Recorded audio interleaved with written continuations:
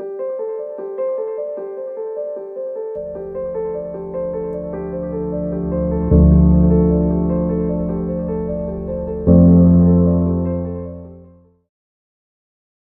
Ana y Vicente. Sobre el impacto de la entrada en vigor de la nueva regulación española sobre alérgenos, ¿cuál diríais que es hoy el mayor reto para las empresas que comercializan medicamentos con base de alérgenos? Gracias, Juan. Bueno, la entrada de la orden ministerial de alérgenos del 2023, que llevaba arrastrándose desde hacía prácticamente 10 o 15 años a nivel europeo, supuso un cambio de filosofía para todo el tratamiento de este tipo de medicamentos. Tenéis que tener en cuenta que los medicamentos que teníamos antes de tipo de alérgeno, casi todos eran de fabricación individualizada, no estaban regulados y no tenían una regulación estricta acorde a toda la regulación que tenemos en Eurales y en la Unión Europea.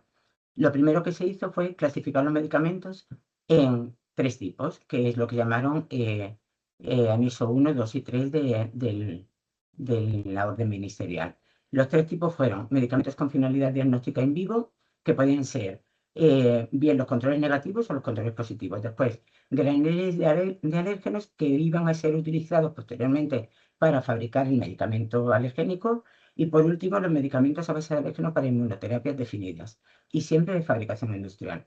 ¿Qué pasó ante esto? Pues que medicamentos que estaban exentos de una legislación europea y que iban con una fabricación como case by case, al final se encontraron con esta regulación y hay laboratorios en los que yo he dividido y creo que la experiencia nos está enseñando eso, que teníamos dos tipos de laboratorios. Los laboratorios que tenían otro tipo de medicamentos y tenían un conocimiento más amplio de las herramientas informáticas y del contenido técnico y del contenido clínico de un medicamento alérgeno, y sin embargo, hay laboratorios que solo se dedicaban a fabricar alérgenos. Para ellos, yo creo que el primer hándicap que tuvieron es cómo montar un dossier de registro, porque claro, montar el dossier en formato STD, como habíamos decidido en, en la legislación, en esa legislación nacional, podía hacer que si no lo cumplían, primero se les hizo dos partes en esta regulación, que fue comunicar todo lo que tenían en el mercado y una segunda fase de estas comunicaciones, elegir cuáles iban a presentar. La orden ministerial permitió 5 periodos en los que van presentando los medicamentos. De hecho, ahora estamos en el periodo de ácaros, desde enero hasta junio, y en este periodo las compañías deben presentar un dossier con el formato Notice to Applicant. ¿Qué pasa ante esto? Pues que si los medicamentos que no cumplen son retirados del mercado, nos quedamos sin estos alérgenos. Y además, el retirar medicamentos en el mercado podía hacer que tanto alergólogos como pacientes tuvieran una incertidumbre, ¿no?, hacia sus tratamientos al ver que eran retirados de una manera expeditiva. Entonces, lo primero que hay que hacer, y dos puntos claves para mí, son que las compañías sepan perfectamente el contenido del dossier, que luego Vicente destacará un poco cómo puede ayudar a Asfaleón a montar un dossier y hacer el publishing del FTD y todo el seguimiento. Pero para mí lo más importante ha sido, en el tiempo que estuve en la agencia y posteriormente con consultas que han hecho a Asfaleón, el desconocimiento del formato STD, el desconocimiento de la plataforma CES, el desconocimiento del Electronic Application Form, y todo esto se juntaban que a la hora de montar el expediente con todo el módulo 1, los siguientes módulos como el módulo 3, 4 y 5 era muy complicado de desarrollar y de demostrar porque podían demostrar la efectividad a lo largo del tiempo, pero no de una manera documentada. A mí el principal inconveniente que ha habido y las primeras dudas que hubo no solo fueron los ensayos clínicos, sino los planes de investigación pediátrica. En esta parte, sabéis que desde Alfalion también podemos aportar soporte para este tipo de estudios y este tipo de solicitudes. Y sí decir que lo que decidió la agencia en su día es que medicamentos que presenten con un dossier completo deben presentar un PIP o al menos la solicitud que se ha hecho del PIP a la EMA y la recepción en la EMA de este PIP y el número que le asignaban. Esto no significaba que este PIP luego fuera autorizado o que fuera incluido, pero sí que nos permitió de alguna manera que las compañías pudieran ir solicitando o bien justificar una exención. ¿Qué ha pasado en esto? Pues que se está viendo caso por caso. Y es un reto importante para las compañías y tienen que estar preparadas en este tema.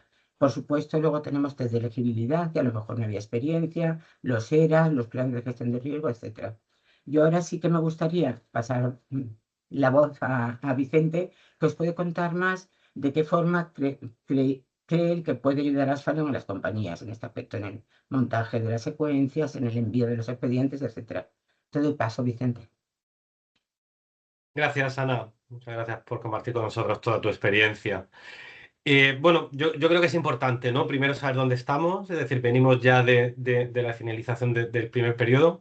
Estamos ahora en la implementación del segundo periodo, que acaba en junio, donde se contempla el registro de ácaros, y el tercer periodo, que llega hasta diciembre, donde ya estaríamos hablando de polenes de gramíneas. Entonces, es muy importante, lo primero, ¿no? Una buena planificación, no apurar los plazos. Vimos, ¿no? En el primer periodo, muy cercano a Navidades, que hubo muchos rechazos de solicitudes por parte de las autoridades por muchos incumplimientos, no solamente regulatorios, sino también técnicos.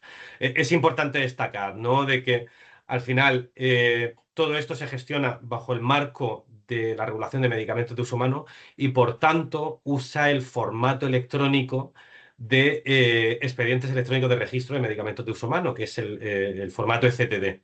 Entonces, es importante entender el formato. Es un formato técnico, es un formato que requiere compilación y no es algo que se puede hacer de la noche a la mañana. Se necesita una experiencia previa, es un formato que tiene especificaciones propias, criterios de validación y, por tanto, necesita una compilación hecha por personal técnico preparado. Entonces, esto es muy importante. Claro, aquí o bien las empresas de alérgenos tienen que adaptarse a estos nuevos requerimientos técnicos que no son específicos de ellas, porque claro, venimos hablando de un formato que aplica medicamentos de uso humano, o bien subcontratarlo, ¿no? Que muchas veces es la manera más cómoda de solucionar este problema a empresas que ya están especializadas en este formato durante mucho tiempo. Y no solamente, no cabe destacar lo que es este expediente electrónico de registro en formato electrónico, el ECTD, el Electronic Common Technical Document.